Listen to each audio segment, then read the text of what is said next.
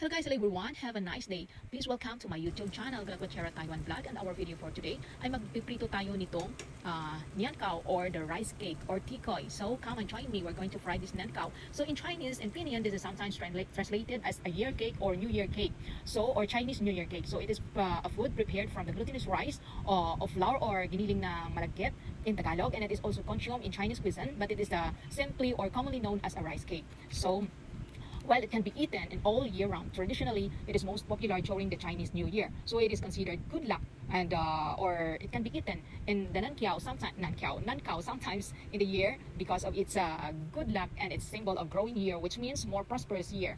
So it can be last sometimes 1 month or 2 months, and you can store in the fridge or in the freezer in an airtight container or plastic. So when you're ready to eat, you can simply cut off or slice it in small sizes or in a minimal slices, and fry it in a pan, and that's it, ready to enjoy, to eat. Okay, so here na-slice ko na siya, at pagkatapos ay mag-prepare tayo ng ating butter. Yung butter ko dito ay meron lang ako dito 10 kutsara. Dinagdagan ko ng 2 itlog, nihalado at saka kunting asin, at saka minix-mix natin. So ibabad natin ng 10 minutes, and after 10 minutes, ilubog natin yung ating mga hiniwang mga nian kao or tikoy. And then pagkatapos mag-prepare tayo ng mantika, ipainit lang natin. At saka pagkatapos nating papainit ay ating ipanglunod ang ating mga nilubog sa harina na ating mga nian kao or tikoy. Ayan. So we are going to start frying.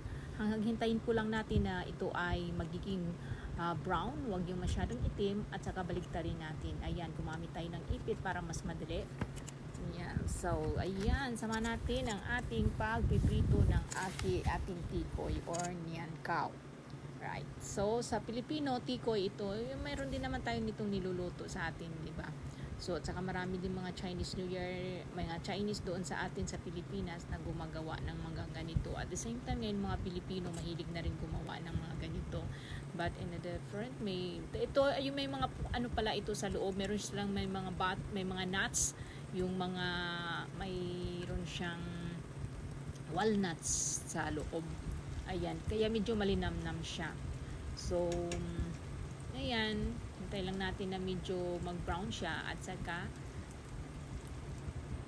baligtarin. So pag natapos na yung iba na naman. So for the shortcut, ito na yung ating result. Ayan. So di ba?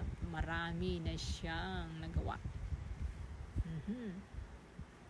Ang sarap, di ba? So marami yung hindi gustuhan kumakain ito dahil malagkit nga siya at saka mabigat sa katawan, pero meron din naman nagugustuhan ito. At katulad ko, ako nagustuhan ko rin ito. Kaya ayan, tara, let's try it. Kain tayo ng tikoy. Ayan na, at tapos na ang ating tikoy. O, di ba, napakarami niya. Yung iba lumabas. Di ba, yun lang. At saka mga kumakain ng tikoy dyan, kain tayo ng tikoy. Thank you for watching. And that's the end of our video for today. Thank you for watching. Till to the next video. Thank you. Bye-bye.